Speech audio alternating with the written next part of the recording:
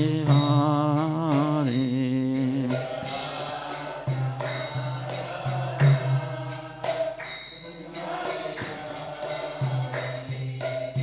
Gopijana Vallabha Girivaradhari.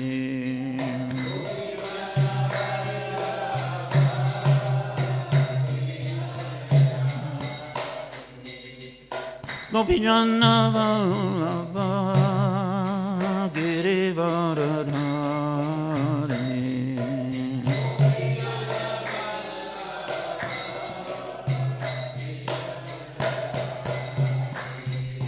Yasodanandana Braja Janaranjana.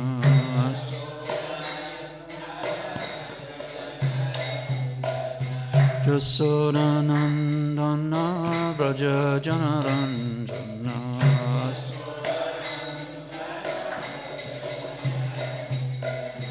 Jamuna Tira Vanachari.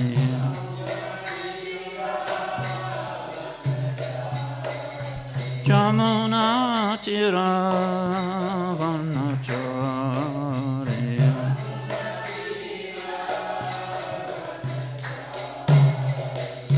Jaya Radha Madhava Kunja Bihari.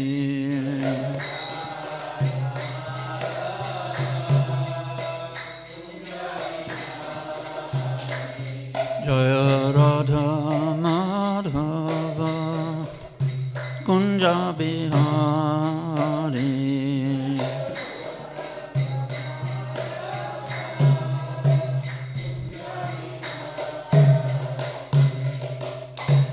Jayam Vishnu Pahad Paramahamsa Parivraj Acharya Asto Tarasata Srisimad Jai Sri Caitanya Charitamrita Ki Jai. Gaura Premanandi. All glories to the assembled devotees. All glories to the assembled devotees. All glories to the assembled devotees. All glories to Sri Guru and Sri Gauranga.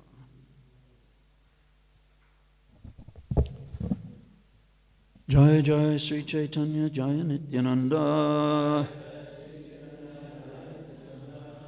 Jai Advaita Chandra Jai Gaura Bhakta Vrinda. Jai Jai Sri Caitanya Jaya Nityananda. Jai Advaita Chandra Jaya Gaura Bhakta Vrinda. Jai Jai Sri Caitanya Jaya Nityananda. Jai Advaita Chandra Jaya Gaura Bhakta Vrinda. Reading from Sri Caitanya Caritamrita. This is Adi Lila, chapter 17, and we have 2 verses today, which is text 72 and 73. Bhaktagani Prabhu Nama Mahima Kahila.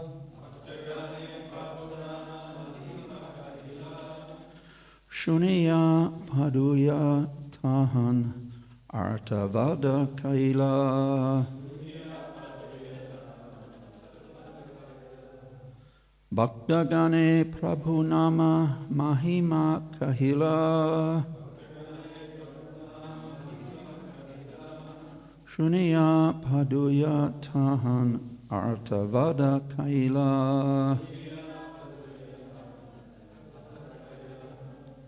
Someone else?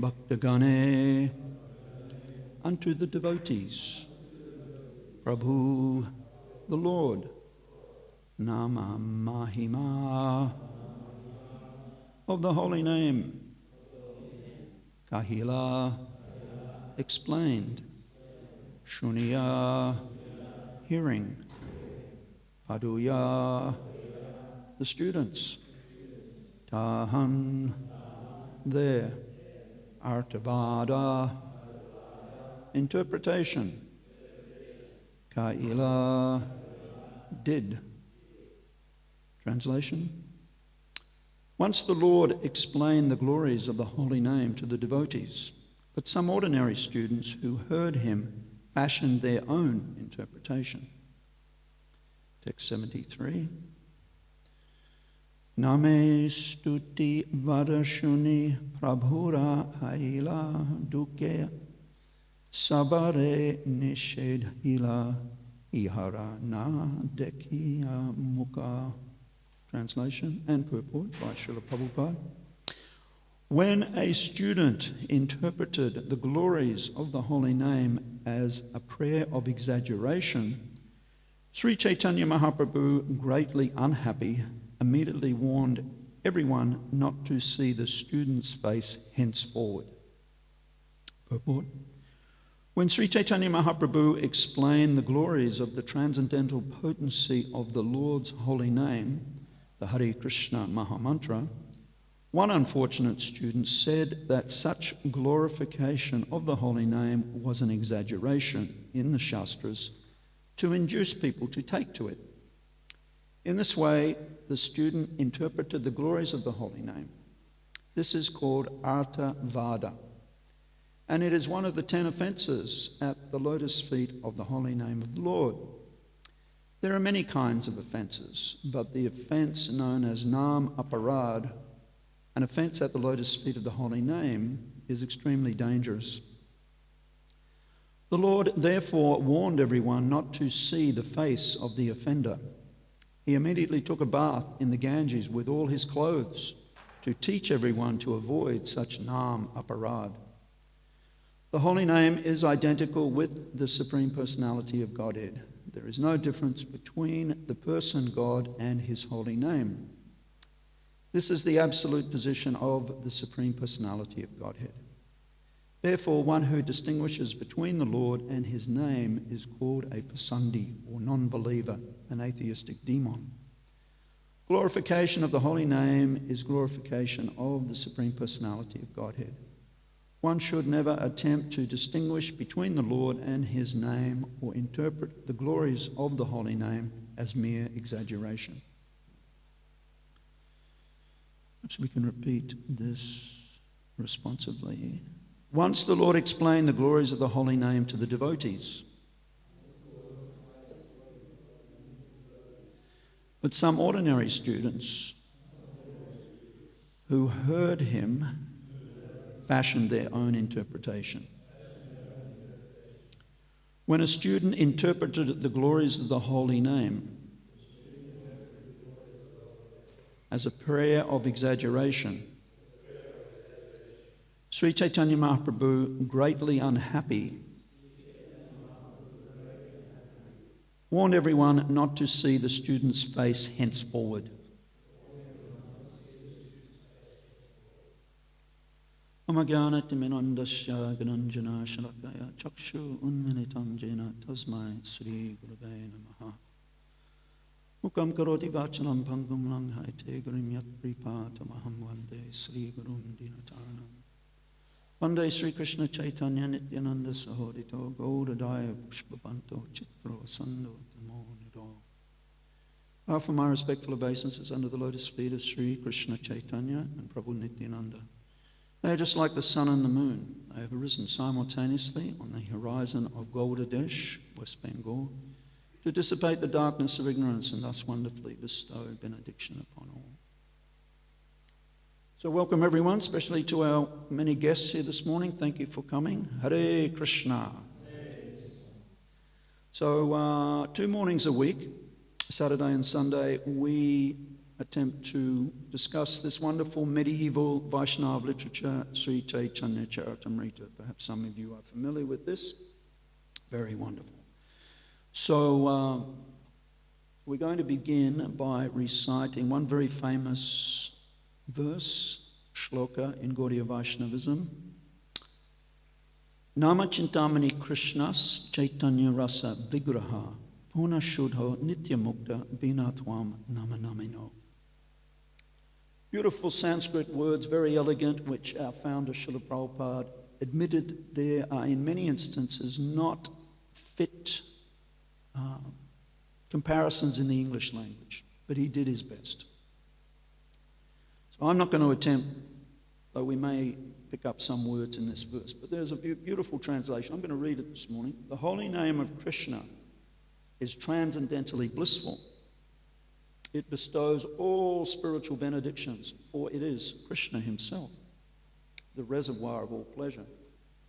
Krishna's name is complete, and it is the form of all transcendental mellows.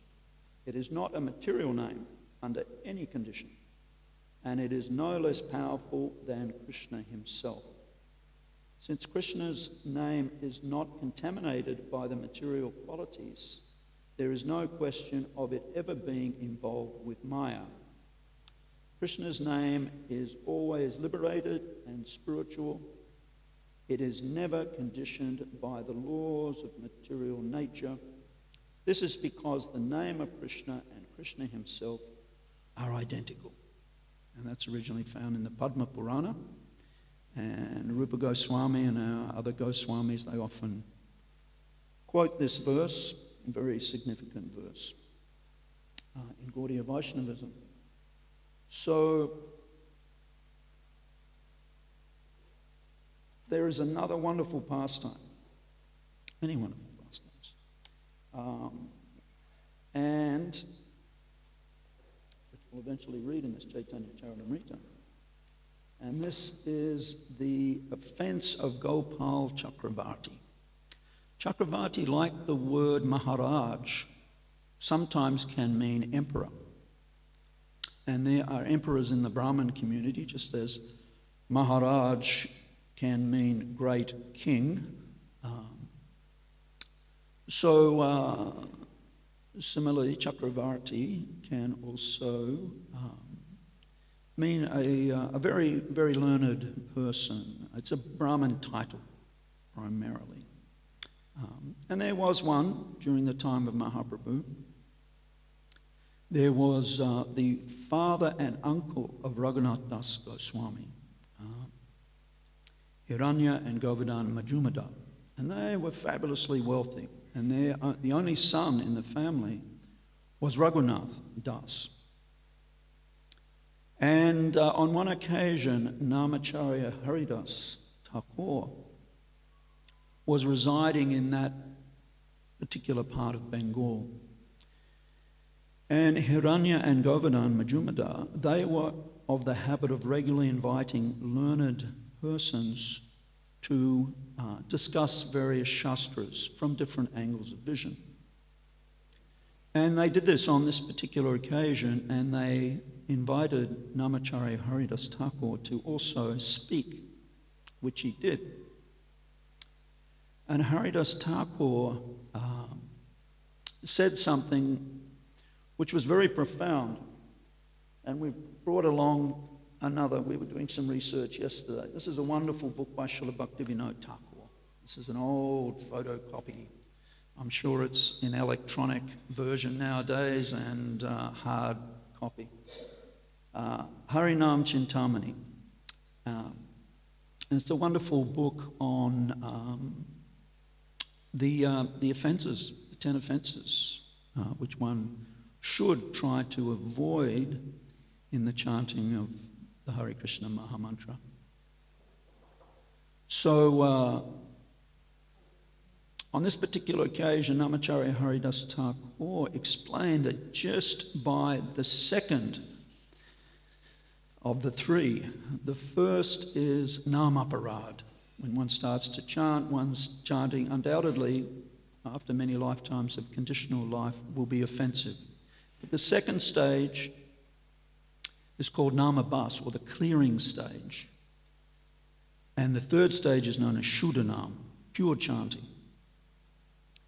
So Haridas Thakur, in this assembly of learned persons, stated that just even one reaches the stage of Namabas, the clearing stage, that is sufficient in itself for the jiva to achieve liberation, moksha, emancipation from the cycle of birth and death. And this really annoyed this particular personality who was present. He became quite upset. He was quite a learned fellow, Gopal Chakravarti, but he was a Jnani and didn't have any faith whatsoever in the holy name of Krishna. He was actually, even though he was born in a Brahmin family, he was a tax collector for the local Mohammedan government, and he was quite a handsome man. But he objected vociferously to this statement of Haridas Thakur. Haridas Thakur gave a wonderful example, which before I came to the temple this morning, I got up early and was chanting and watching as nighttime gradually segued to daytime. And Haridas gave this example that even before the sun rises, the earliest glimmer of some sun rays, it dissipates all the darkness of ignorance. Ghosts flee in fear. Thieves go back to their hiding places. And in this way, one looks forward to the day ahead. But the sun hasn't yet fully risen. So this was his example.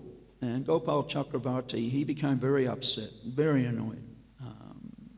He said, Jnanis who perform severe austerities for many, many lifetimes and study the Shastras deeply, lead very austere lives, it's not such an easy thing to get moksha or liberation. And he became even more offensive to the point where he said, if what you say is not correct, Haridas, that you can't get liberation just by a dim glimmer of chanting of the holy names, then you should cut off your own nose. And Haridas Thakur said, yes, I'll certainly do that, but what I say is correct. It's well-established fact. And more than that, he said to Gopal Chakravarti that liberation, moksha, is just a byproduct of pure devotional service. It's an insignificant byproduct, he went so far. And this is corroborated by Bilvamangala Thakur, who, even though he was blind, had the revelation that, and he wrote about it in his Krishna Caritamrita, that since I've been relishing the chanting of Krishna's names and remembering the Lord's wonderful pastimes, I'm experiencing that Mukti Devi herself, the personification of liberation. She is standing at my door with folded palms wanting to serve me. And behind her are the other goddesses of the four aspirations of almost everyone: dharma, artha, and karma. Religiosity, wealth, and as a result, sense gratification. So, unfortunately for the Pandit, a few days later, his nose melted away due to leprosy. Very unfortunate. And Haridas Thakur was very upset about that. He wished it hadn't happened, and he held himself responsible. But this is, of course, and very instructive, and it's said that all the devotees present at the time, they became quite fearful, and their chanting of Krishna's names intensified, and they became more serious to avoid such offences. So, exaggeration, some non-believers will level that everything can be achieved wonderfully by chanting Krishna's names. But this is the version of the Shastras, and of course we accept that. And there are many wonderful stories. Of course, we know that Srila Prabhupada, even from early days, began asking his own disciples, especially leading disciples, to give public talks in his presence, because he knew his time in this realm was limited, and he was hopeful that his disciples would carry on this important mission after Krishna took him back to the spiritual world. So to that end, Prabhupada would often ask, and he would listen very attentively. And on one occasion, a disciple was speaking, and he mentioned that Krishna is in his holy name. Sounds plausible, yes? That's okay, right? Krishna is in his holy name. Prabhupada interjected and said, no, Krishna is his holy name. Technical point, but for clarification, as Prabhupada said, he wanted his books edited for force and clarity, because he spoke with great force and clarity. And that is the nature of sadhus. Sometimes they have to speak very forcefully, just as when we're asleep, sometimes some loud sound, at least we have to be sometimes even shaken to be woken up. So this is the business of sadhus, to wake us up from our dreamlike state. And it is interesting. There are many, of course, wonderful pastimes throughout. The most famous, of course, is probably Ajamil, who was a Brahmin long ago, and had been very well trained by his father in the Brahminical life, but as chance would have it, he fell down from his Brahminical practices and became very degraded. But he, at the end of his life, his youngest son, he'd had the good fortune to call him Narayan, name of Krishna. And whilst leaving his body, he called out to his son, Narayan. And as a result of that, the Vishnu Dutas came from the spiritual sky, and but simultaneously the Yamadutas, the servants of Lord Yamaraj, also came. So there was a big discussion and argument between the two. The Yamadutas were saying, we thought our Lord Yamaraj was supreme, and the Vishnu Dutas were saying, no, actually Yamaraj is a Mahajan, but he is the servant of the Supreme Lord, Vishnu. So ultimately, though, just by that one instance of chanting Krishna's name at the end of his life, even though the rest of his life had been very degraded, Ajamil was saved, and ultimately he went and performed some more austerities and devotional practices, and eventually went back to the spiritual world. So that example is there in the 6th canto, I think. And one may also we have a couple of famous references where the Mahamantra is actually found. And the foremost is in the Kali Santarana Upanishad. And there you find the Hare Krishna Mahamantra along with Iti Sodashikam Nam Nam Kali Kalmashanasanam Nata Paratabaropaya Sava Vedeshu Drishchite. that if one searches through all the Vedic literatures, one will not find a method of self-realization or God-realization more efficacious in this age of Kali than the chanting of these 16 syllables. And we can chant them all together. Hare Krishna, Krishna Krishna, Hare Hare. Hare Rama, Rama Rama, Hare Hare. And the Mahamantra is also mentioned in one of the Puranas as well. So, that is, of course, Vedic evidence. There's an interesting history. History may have been, for some of us, one of the only couple of subjects at school that any of us really took much interest in. And the history of Vaishnavism is very fascinating once we take to this Vaishnava spiritual path. And that is Srila Bhaktisiddhanta Saraswati Thakur performing, finishing a vow he took to chant 1 billion times the Hare Krishna Mahamantra as a relatively young man, perhaps in his late teens, early 20s. He went and sat down in Mayapur. He found one abandoned hut, I think in some rice paddies, negotiated with the farmer. He said, "You can stay here." The roof leaked whenever it was raining, so he just put up an umbrella. And for 9 years, more than 9 years, he just chanted and completed his vrata, his vow.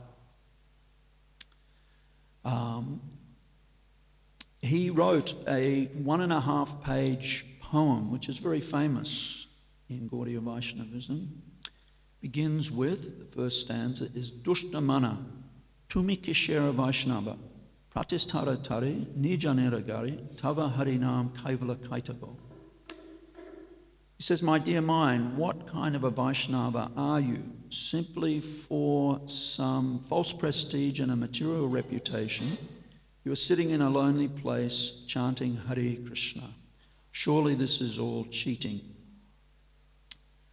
Now, this is where it gets interesting, because he himself sat in a lonely place for 9 years and just chanted Hare Krishna. So is there some contradiction here? No, not at all, because what did Bhaktisiddhanta Saraswati Thakur do immediately after that? He went to Calcutta and he preached, and very vigorously for the rest of his life. And he performed that austerity to prepare himself. Just as we know Srila Prabhupada lived alone in Vrindavan for approximately 11 years, preparing himself before he came to the West to start his mission. So, and towards the end of his life, Bhaktisiddhanta Saraswati Thakur knew he was leaving this realm, and many of his disciples could see that he was also ailing. And in the last days and weeks of his life, they would come to see him one last time and would ask him, "How are you feeling?" And he would say, "I'm feeling fine. My only discomfort is that my doctors won't let me speak Harikatha." So that is there. Now, we read of so many wonderful personalities in this Caitanya Caritamrita, and who they are has been identified by Kavi Kanapur, Gora Ganadesh Deepika. Deepika means to shine a light on.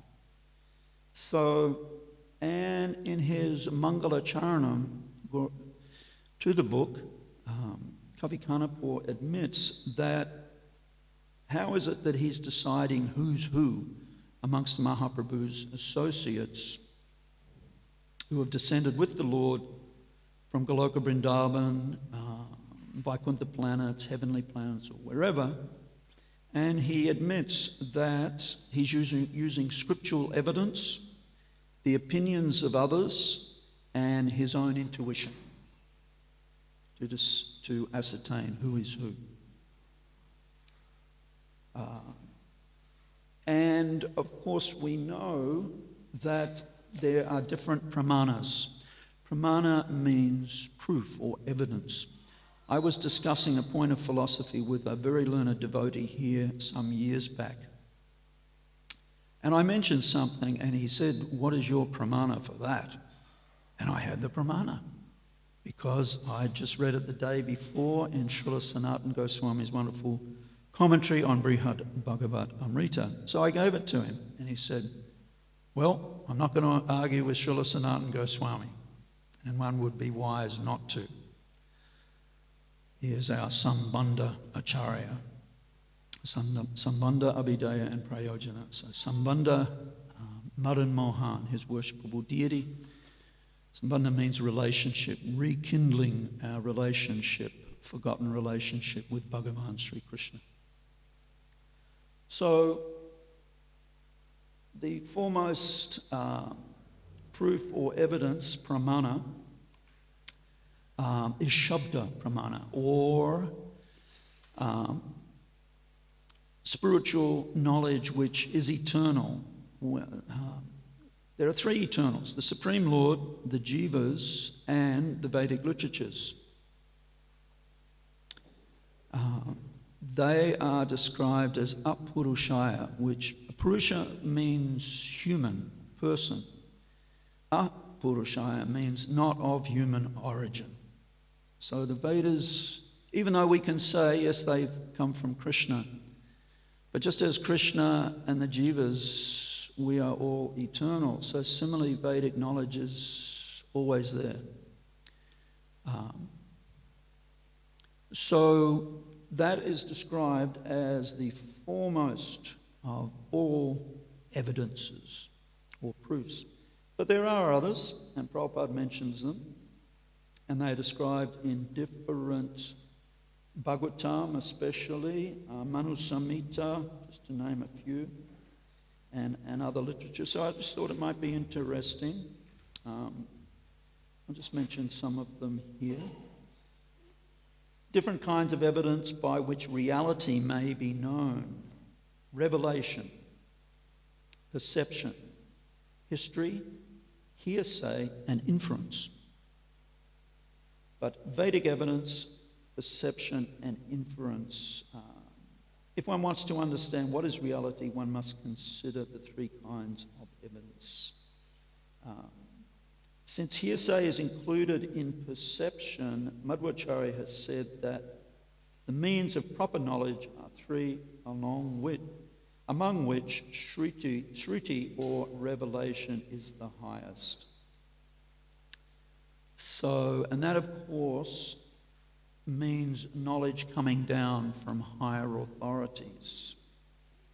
And this gives a good background to that. If one carefully examines 10 kinds of evidence, they're all listed here, one will find that all of them are contaminated. These are material evidences with the 4 kinds of defects in material life: cheating, imperfect senses, illusion, and mistakes. Therefore, of all of these, revelation, Shruti, is considered to be superior, for it is above the 4 defects. Shruti is therefore the root of all evidence. That's from Jiva Goswami's Tattva Sandhava. So, on the Bhakti Marg, or path of devotion, we accept knowledge which is coming down from higher authorities. If you want to know who your father is, the best person to ask is your mother. She can point out that fellow over there, he's your dad. So in the same way, rather than endless empiric speculation, it's a lot quicker, it's more speedy to accept knowledge coming down from higher authorities, which is very much the program of the Vaishnavas.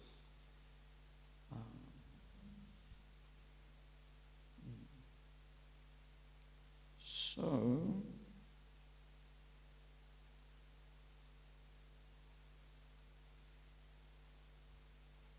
I might finish. Rupa Raghunath's here. Fantastic. I've got a couple of Sankirtan stories here, Rupa Raghunath. Maybe you've heard, maybe you haven't, but I just thought.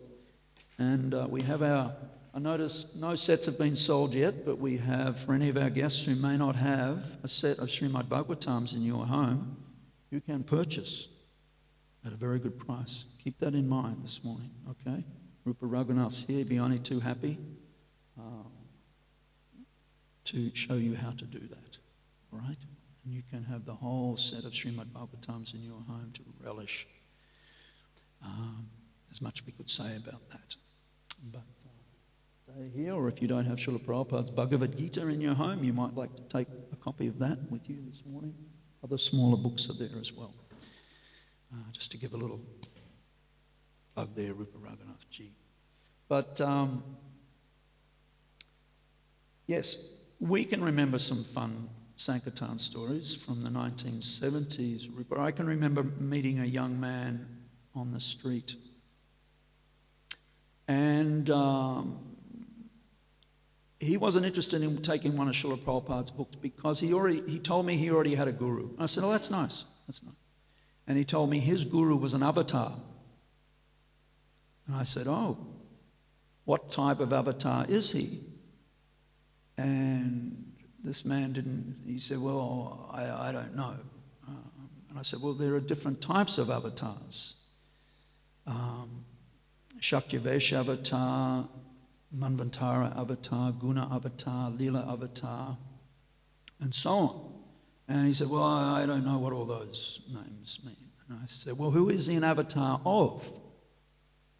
And also he says he didn't know that. So I was just trying to help him because it wasn't often back in those days that we met folks on the street who already were inclined to Indian spirituality. And like many of us, we came to bhakti through some other discipline, some other yoga society, some other yoga practices, and we eventually came to the shelter of Srila Prabhupada's lotus feet and the bhakti. So I wasn't trying to be clever with this fellow, but in the end I said, well, these are all different details of yoga science, and they're all contained in this book. And the books we were distributing in those days were teachings of Lord Caitanya. And I gave him a copy, and he gave a donation, and he went off. So that was very nice. Actually, Teachings of Lord Caitanya was one of the first big books that Srila Prabhupada managed to get printed in 1967 with the kind donations of some of his early disciples, the two brothers, Brahmananda and Gargamuni Prabhus, Roy Ramananda. They all chipped in $1,000 or $2,000 or $3,000 each, and Prabhupada managed to get that book printed for the first time. And it made many, many of us into devotees. Teachings of Lord Caitanya, and Prabhupada would even abbreviate the name himself, would refer to it as the TLC. He was fond of doing that. So a wonderful book describing many, many conversations that Mahaprabhu had with his leading devotees in different parts of India 500 years ago. And around the same time, in the mid to late 70s, a godbrother of mine who used to distribute books in Chicago told me this story. And one young lady, he stopped one young lady. She'd just flown back to Chicago from Los Angeles. And at that time, there were many persons coming from India teaching some version of Vedic spirituality or another. And there was one, we don't need to name names, but some of us old-timers will know who we're referring to here. He was one boy guru, young man, had come and set up set himself up in Los Angeles, and some people were attracted to him, and he was even performing a type of initiation, not like our Vaishnava initiation, but some type of initiation, even giving spiritual names. So this devotee told me how he stopped this young lady, and she was in ecstasy. She was so happy. She'd just come back from Los Angeles and had been initiated, and she'd received the name Mohini Murti. So this godbrother just happened to have, hot off the press, the 8th canto. It's actually in the 8th canto, chapter 12, is the whole story of Mohini Murti, incarnation of the Supreme Lord. So he asked her, what's your name? She said, Mohini Murti. He said, great, here's a book all about you. So she bought the book and she went off swimming in ecstasy. They were known as premies. She was, so I always thought that's Krishna's arrangement. Hopefully she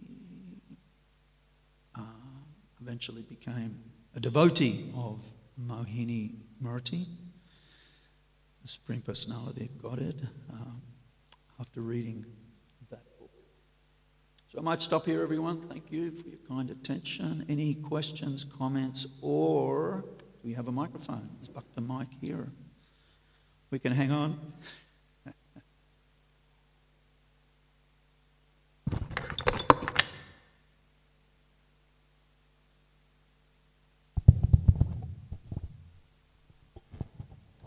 Thank you for the class, Alalanatha. I'm just stumped on one story that we've been talking about it for the past maybe couple of weeks now, where one of the people in the pastimes of Lord Caitanya gets leprosy because he was not a devotee or he was preaching something else, and so Lord Caitanya cursed him with leprosy for many lifetimes. And you mentioned before how some of the Vaishnavas were scared and afraid, so they chanted more and turned more towards Krishna. But something about that, just for me personally, isn't landing. I feel stumped about it. Why is it like a fear-based thing that you turn to Krishna? I thought here with the Vaishnavas, it's not like that. He's not like this scary lording over us kind of God. Can you please elaborate? Thank you. Great question. I'm just trying to think. I'm not recalling Krishna Kirtans.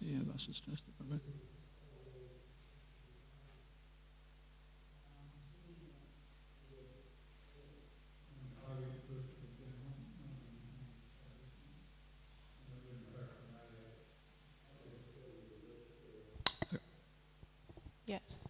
Yes, Srivastava Kaur. I'm just on the detail. I'm struggling to recall where Mahaprabhu cursed anybody to have leprosy birth after birth. I'm not picking up. I'm not remembering that one. But yes, definitely Mahaprabhu in his incarnation could be very severe. To set an example. But that said, that actually, no, Vaishnavism absolutely is not fear-based. It's love-based, 100%. But sometimes there are examples, and it's given, what to speak of the Supreme Personality of Godhead, that even gurus sometimes can be very severe, harsh like a thunderbolt, but simultaneously very soft like a rose. But no, absolutely, and we just can't emphasize this enough. This is what has brought many of us to the bhakti path, rather than some of us who may have grown up in fear-based religious systems. Yes. And Prabhupada and Bhaktisiddhanta tell an interesting story from the coal miners of North England. There was a Christian minister going about trying to convert the coal miners to Christianity. He wasn't having much luck because he was presenting very much a fear-based ideology that, you fellas, if you don't surrender to Jesus, you're going to hell. And they would say, well, what's hell like? And he would say, oh, it's dark. There's fires down there, or it's very cold and bleak and miserable. And the coal miners looked at one another and said, doesn't sound much different to where we work 8 hours every day. So the good minister had to take a different tack. He would go about, when they were not working, sitting in the tea stalls reading newspapers. And he noticed this, and he said, there's no newspapers in hell. And the miners went, oh, okay. Well, you better tell us something about this Jesus. So, but yes, there are occasions where to be successful in bhakti, one should be strict on oneself, but very merciful towards others. Not the other way around. Not that we're very harsh with the general public or even with new devotees, just exploring bhakti a little bit. We should be very gentle and magnanimous and merciful and kind-hearted. But with ourselves, we should be a little strict. Does that help? Yes, it does. Thank you. Okay, you're welcome. Well, we've got a couple of other comments or questions. We can pass Dr. Mike along the... aim for the microphone, for the wherever it's going. 51. Excuse me? You referred to verse 51. Okay. I've got a backstory on this. All right. Rather than you looking up 51. Okay. That's okay. Please. So, all right. So it was like what happened was that this devotee, this person, he wasn't a devotee, he set up Srinivas out of envy because he couldn't get into the chanting and he was very upset about it. But then afterwards, after he suffered the consequence of it, there was a consequence that he suffered really bad karma, he got leprosy. And some time later he came to Lord Caitanya and he asked for forgiveness, right? And Lord Caitanya would not forgive him. Okay. Right? That's the one. Yeah, we nailed Okay. it. Yeah, that's the one. So he Sure. said, no, you have to suffer for many, many lifetimes. But what it did enhance was enhance the mercy of the devotee. He said, if you actually go to Srinivas and ask for his forgiveness, he will, then all your suffering will be alleviated. So he was actually, espousing the glories of the forgiveness in the devotee. So Srinivas immediately forgave him. Is that That's- right? Did I do? I'll let- how it is? Yeah. I'll let Kira...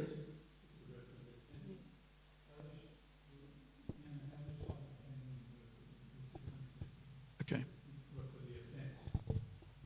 I'd completely forgotten that, so I'm grateful to both of you for reminding me of that, and thank you very much. And I think there's a teaching moment in there, and that is if, as Mahaprabhu instructed that envious person, you go and beg forgiveness from Srivas Thakur. You've offended him. You can be relieved of the offence, but you have to go and beg his, and he has to forgive you, which a Vaishnava will also do. So thank you, Prabhu. I'd completely forgotten that, the rest of that. Grateful. All right, Haribol, Lucas, you want to...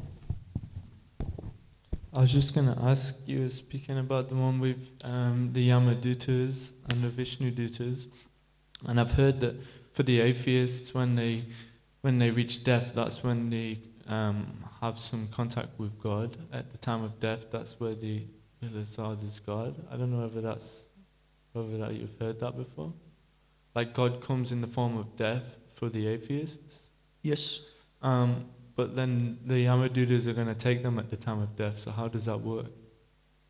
Well, Krishna is,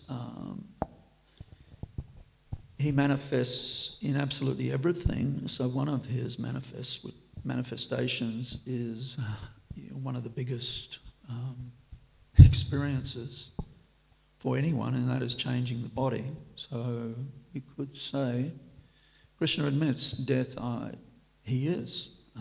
So he's coming in that form. But then, and for the devotees of the Lord, that's not as traumatic as the non-devotees. And Krishna Kirtan made the point in his class recently. I think you were quoting, was it Jiva Goswami, that death is just like dropping your chudder. You give off the body and you go to the next body. So for devotees it's not as traumatic, but for non-devotees who have unlimited attachments in this world, then it's a very traumatic experience. So they won't get any realization of God at the time of death. It just that death is, Krishna says he is death. Yeah. He comes, and yeah. And depending on one's consciousness at that time, then one is forced to go and either enjoy or suffer and then take another birth. Yeah. All right.